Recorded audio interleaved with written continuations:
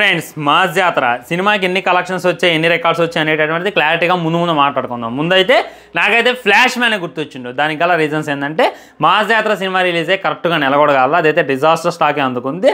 Maximum లాసెసే మిగిల్చింది కొన్నటువంటి డిస్ట్రిబ్యూటర్స్కి.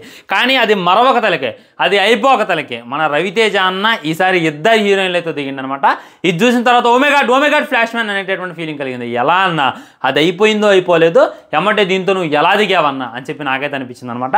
ముందైతే చూద్దాం ఇది ఎలా అనిపించింది అనేటటువంటిది జెన్యూన్గా మాట్లాడుకునేటటువంటి ప్రయత్నం చేద్దాం. రవితేజ అన్న బాగున్నాడు, ఏ సినిమాలోనే బాగుంటాడు, మాస్ జాతరలో బాగుండు, ఈ సినిమాలో కూడా సూపర్గా ఉంటాడు. దాంట్లో మనం ఏ విధమైనటువంటి ఆలోచన పెట్టుకోవాల్సిన లేదు. సినిమా ఎలా ఉంటుంది అనేటటువంటిదే కాన్సెప్ట్ అనమాట.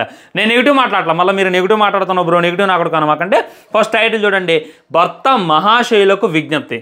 ఏదైనా భక్త మహాశయులు ఉంటారనమాట. ఇప్పుడు మనం ఎక్కడైనా తిరుపతికి వెళ్ళినా భద్రాచలం వెళ్ళినా భక్త మహాశయులు అందరికీ కూడా విజ్ఞప్తి, అందరూ క్యూలో రావాలి, క్యూలో వచ్చే ప్రసాదం తీసుకోవాలని చెప్పి మైక్లో అనౌన్స్మెంట్ చేస్తుంటాడు. కానీ ఇది భక్త కాదు, భర్త మహాశయులు. సో ఇప్పుడు ఉన్నటువంటి భర్త మహాశయులు అందరికీ కూడా రవితేజ అన్న ఏదో వివరించేటటువంటి ప్రయత్నం చేస్తుండో చూడండి.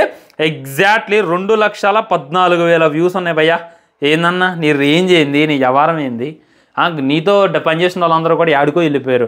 గ్లోబ్ ట్రోటర్ అని ఇంకా pan India pan world cinema తీస్తున్నారు నీతో వర్క్ చేసిన వాళ్ళు, నువ్వు నీ డైరెక్షన్ నీతో పాటు డైరెక్షన్ చేసిన వాళ్ళు. కానీ నువ్వేమో ఇంకా ఈ 2 లక్షల వ్యూస్ కూడా ఆగిపోవడం అయితే మరీ దారుణం. లైకులు కూడా చూడండి ఫ్రెండ్స్, ఎగ్జాక్ట్లీ లైకులు అయితే 20,000 లైకులు. గట్టిగా నేను ఒక రివ్యూ పెడితే వస్తాయి భయ ఈ లైకులు. కింద కామెంట్ చూడండి ప్లీజ్ దేవుడా, ఈ సినిమా ఎలా అయినా సరే పక్కా హిట్ కావాలి.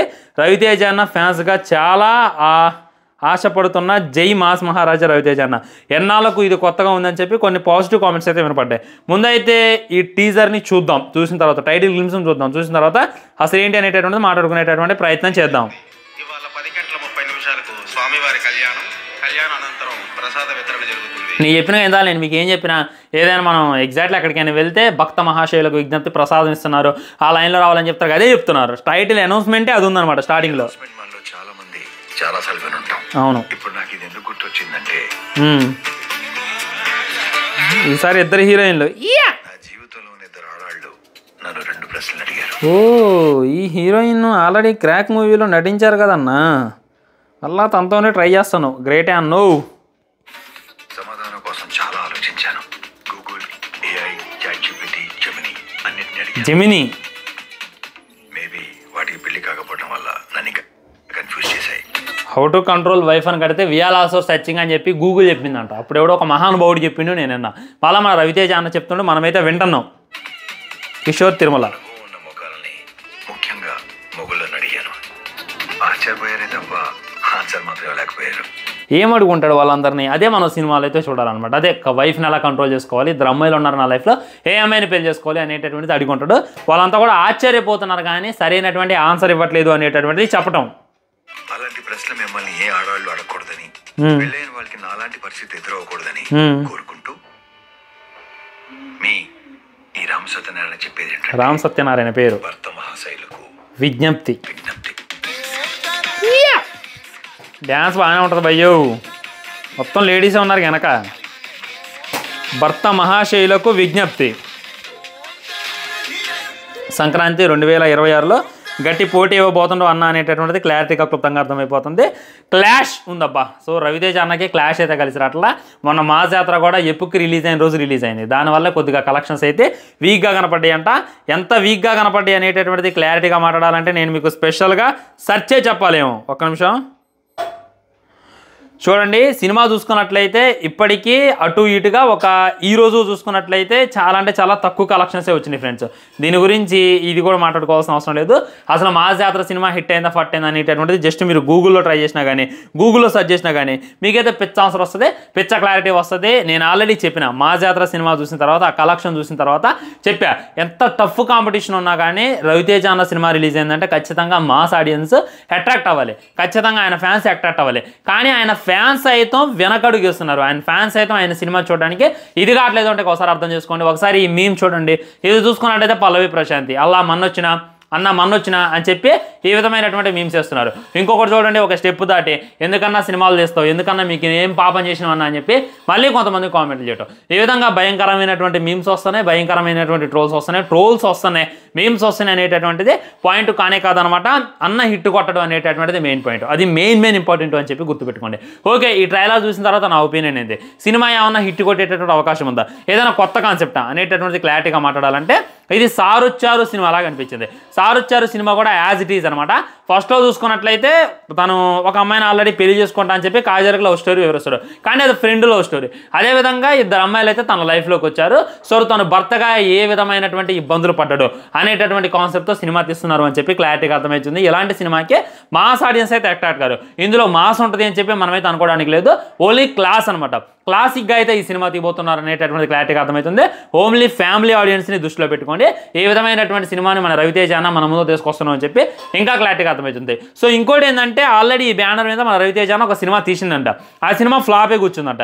సో ఆ ప్రొడ్యూసర్కి నష్టం వచ్చింది, ఆ డిస్ట్రిబ్యూటర్స్కి నష్టం వచ్చింది అని చెప్పి 0 రెమ్యునరేషన్ తీసుకొని అన్న అయితే ఈ సినిమాలో నటిస్తాను అని చెప్పి బయట కట్టి వార్తలు ఫ్రెండ్స్.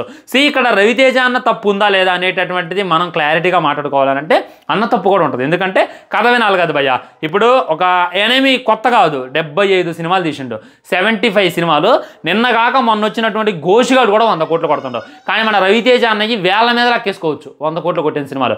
100 కోట్లు కాదు, ఆయనకి 500-600 కోట్లు కొట్టేటటువంటి స్టామినా ఉంది. అయినప్పటికీ 100 కోట్లు కొట్టిన సినిమాలు 5-6 గోళ్ళు గట్టి మాట్లాడుకుంటే అలాంటి పరిస్థితి అన్నకి ఎందుకు వచ్చిందంటే స్క్రిప్ట్ సెలక్షన్లో మిస్టేక్ చేస్తాను అనేటటువంటిది క్లారిటీగా అర్థమవుతుంది. అలాంటి మిస్టేక్ చేయడం వల్ల ఆయన సినిమాని ఎవరు కూడా పట్టించుకోవట్లేదు అని చెప్పి ఇంకా క్లారిటీగా అర్థమవుతుంది. ఇంకా గట్టిగా మాట్లాడితే ఈ మాజాత్ర సినిమా రిలీజ్ అయినప్పుడు ఎపిక్ రిలీజ్ అయింది, తెలుసు కదా సినిమా రిలీజ్ అయింది, డ్యూడ్ సినిమా అంతకు ముందే రిలీజ్ అయింది. ఇన్ని సినిమాలు ఉన్నాయి కానీ వీటిలో కూడా సరైనటువంటి మాస్ సినిమా ఒక్కటి కూడా లేదు. మొత్తం క్లాస్ సినిమాలే, మొత్తం ఫ్యామిలీ సినిమాలే. సో మాస్ ఆడియన్స్ అట్రాక్ట్ అవ్వాలి, మాస్ ఆడియన్స్ ఎగబరి మరీ థియేటర్కి వెళ్ళాలి. ఎందుకు వెళ్ళట్లేదు అనేటటువంటిది ఇంకా అర్థమే కావట్లా. సినిమాకి 40 కోట్లకి మన నాగవంశి గారు అమ్ముకుంటే ఇప్పటికీ 30 కోట్లు కూడా వసూలు చేయలేదు అని చెప్పి గట్టి వార్తలు అనమాట. యునైటెడ్లో కూడా సినిమా అంతలా ఇది లేదు, తెలుగు రాష్ట్రాల్లో కూడా సినిమా ఇంత ఇది కాలేదు. సో దీని తర్వాత అయినా సరే కొద్దిగా గ్యాప్ తీసుకొని కంటెంట్ మీద ఫోకస్ చేసి అన్న వస్తుందేమని చెప్పి నేనైతే ఎక్స్పెక్ట్ చేశాను. కానీ ఆ సినిమా ఎలా ఉన్నా నాకు సంబంధం లేదని చెప్పి ఇంకో సినిమా షూటింగ్ అయితే అన్న రెడీ అయిపోయింది, ఇంకో టీజర్స్తో అయితే మనం ముందుకు వచ్చిండు. దీని మీద యాజ్ ఏ రవితేజ అభిమానులుగా మీ ఒపీనియన్ ఏంటి అనేటటువంటిది తప్పకుండా కింద తెలియజేయండి. అదే లుక్, అదే హీరోయిన్స్, ఇక ఏం మాట్లాడాలనేటటువంటిది నాకైతే అర్థం కాల. నాకైతే ఈ టీజర్ ఓకే అనిపించింది. ఫ్యామిలీ ఆడియన్స్ కోసం ఏదో డిఫరెంట్గా చూపించేటటువంటి ప్రయత్నం చేస్తున్నారని చెప్పి క్లారిటీగా అర్థమైంది. దాంట్లో డౌట్ లేదు. ఇంకా రవితేజ అన్న లుక్ అయితే మా జాతరలో ఏ విధమైనటువంటి లుక్తో ఉన్నాడు అదే రకమైన లుక్తో ఇందులో కూడా ఉండడం అనేటటువంటిది ఇంకా క్లారిటీగా అర్థమవుతుంది. అంతకుమించి ఎక్కువ చెప్పడానికి అయితే లేనే లేదు ఫ్రెండ్స్. ఇది అనమాట ఫైనల్గా చెప్పదలుచుకుంది. సో మీ కామెంట్ ఏంటి, మీకు ఏ విధంగా అనిపించింది భర్త మహాశైలకు విజ్ఞప్తి అనేటటువంటి టీజర్ కింద కామెంట్ చేసేయండి. నాకైతే ఓకే అనిపించింది. ఓకే అనిపించినా కానీ రవితేజ అన్న అభిమానులు సైతం ఈ సినిమాని చూడడానికి థియేటర్కి వస్తారా రారా అనేటటువంటిది పెద్ద క్వశ్చనింగ్ అని చెప్పి మళ్ళీ గుర్తుపెట్టుకోవాలి. నేను మళ్ళీ చెప్తాను, రవితేజ అన్నకి ఆల్రెడీ మా జాతర రివ్యూలో కూడా చెప్పా, హీరోయిన్ లేకుండా ఓన్లీ నువ్వు ఒక్కడి వెండి ఒక సినిమా తీయన్నా. నిజం చెప్తానా, అది దానికోసం మేము వెయిట్ చేసేది.